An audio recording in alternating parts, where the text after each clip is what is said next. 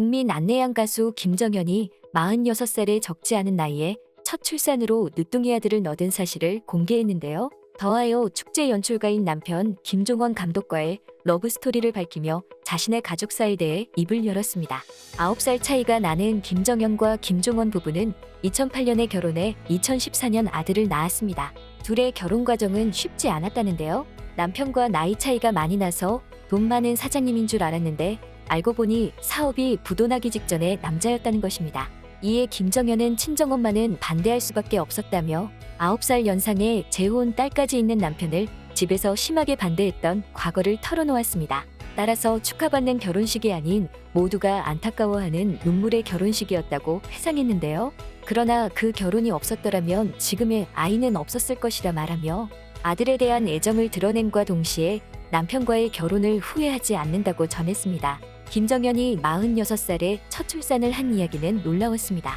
김정현은 원래 아이를 가질 생각이 별로 없었다는데요. 늦은 나이에 결혼해 당시 경제 상황도 좋지 않았기에 모든 상황을 고려해서 아이 생각을 접었는데 자연적으로 아이가 생겼다는 것입니다.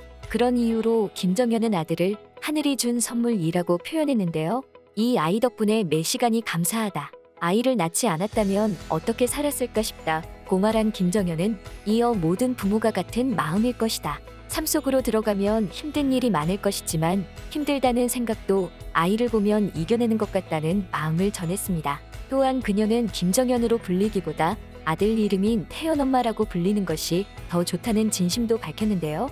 김정현이라는 이름은 충분히 불려왔고 엄마가 되고 보니 제일 좋은 건 태연엄마라고 불리는 것이라며 아들에 대한 무한한 사랑을 표현한 것입니다.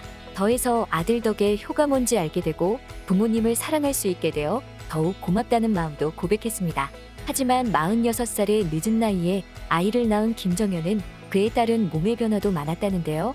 50살이 넘어가게 되니까 폐경이 오고 몸 구석구석이 고장나기 시작했다는 것입니다. 갑상선 기능 저하증과 함께 쇼그렌 증후군이라는 눈과 입이 마르는 자가 면역 질환까지 왔다고 밝힌 그녀는 출산으로 인해 20kg 정도 쪘으며 동시에 갱년기까지 왔다는 사실을 밝혔습니다. 살이 찌다 보니까 허리도 아프고 전체적인 컨디션이 아주 별로였다는데요.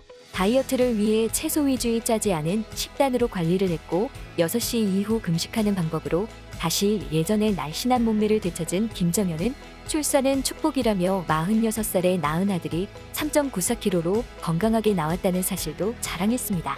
그러나 이렇게 늦은 나이에 얻은 귀한 아들임에도 불구하고 김정현과 김종원 부부는 손주 보는 건 포기하자는 마음을 먹었다는데요. 아빠인 김종원을 아빠가 아닌 할아버지로 오해하는 사람들 때문에 충격을 받았었다는 고백과 함께 늦둥이 아들과의 육아 전쟁을 치르다 보니 자연스레 손주는 포기하자는 생각을 갖게 된 것입니다. 한편 에너지 넘치는 아들과의 육아 전쟁 속에서도 김정현은 활동을 멈추지 않았는데요. KBS의 아침마당 화요 초대석 고정 패널과 청주 KBS 무대를 빌려드립니다.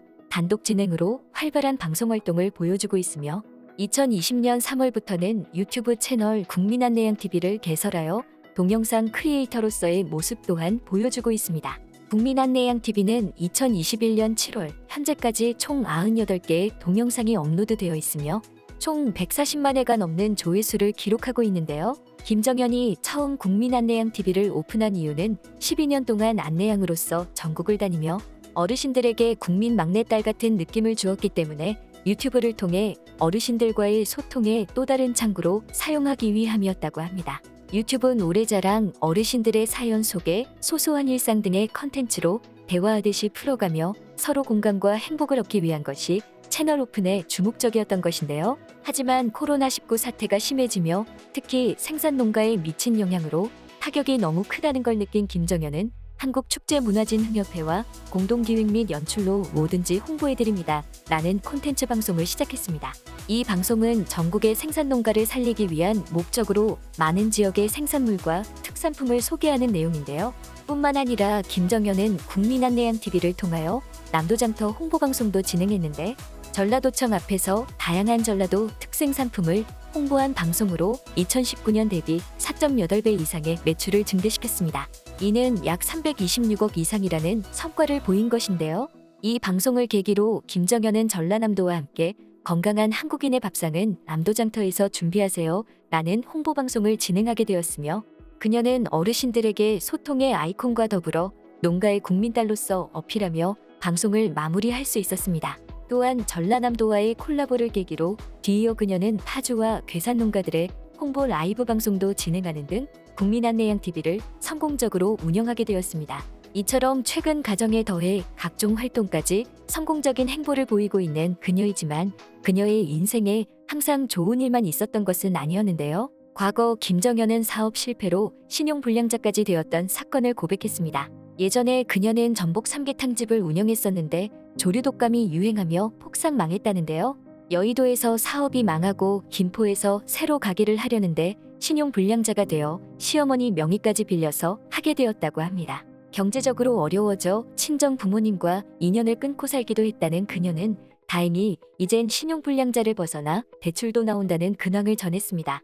이제야 돈이 중요한 것을 깨닫게 되었다는 김정현은 살면서 가장 후회되었던 일이 30년 전 언니가 강남 아파트를 사라고 권유했을 때 거절했던 일이라는 일화도 밝혔는데요. 그 당시 언니의 강남 아파트 사라는 말에 김정현은 어차피 결혼할 건데 왜 아파트를 사냐며 그냥 전세 살다가 시집 갈 거라고 거절했는데 그 아파트가 지금 강남 노른자 땅 아파트가 됐다며 그 당시 놓친 일이 후회된다고 털어놨습니다.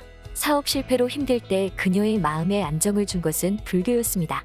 친구도 못 만나고 가족들과의 인연까지 끊었을 그 시절 우연히 아는 동생으로 인해 찾아간 사찰에서 의지를 찾게 되었다는 그녀는 절에 다니며 기댈 곳이 있다는 게 참 위안이 된다는 말도 전했습니다. 이토록 힘들었을 시절 김정현의 행복은 버스를 탔던 시간이었다는데요. 시골에 계신 어르신이 사랑을 줘서 그나마 힘을 내고 갈 수 있었다고 밝힌 그녀는 김정현이라는 이름 석자를 알린 게 다 어르신들 덕분이었다며 덕분에 경제적 안정감도 찾고 많이 웃을 수 있었다고 말했습니다. 어르신들의 아이돌답게 고향버스를 타고 전국을 돌아다니며 국민안내양으로 활약한 그녀는 2010년 1월 처음 6시 내 고향에서 고향버스를 시작해 2013년 9월까지 진행했는데요. 2014년 출산 때문에 진행을 쉬기도 했지만 출산 후 100일 만에 고향버스 시즌2를 시작할 만큼 이 코너는 어르신들의 많은 사랑을 받은 인기 코너였습니다.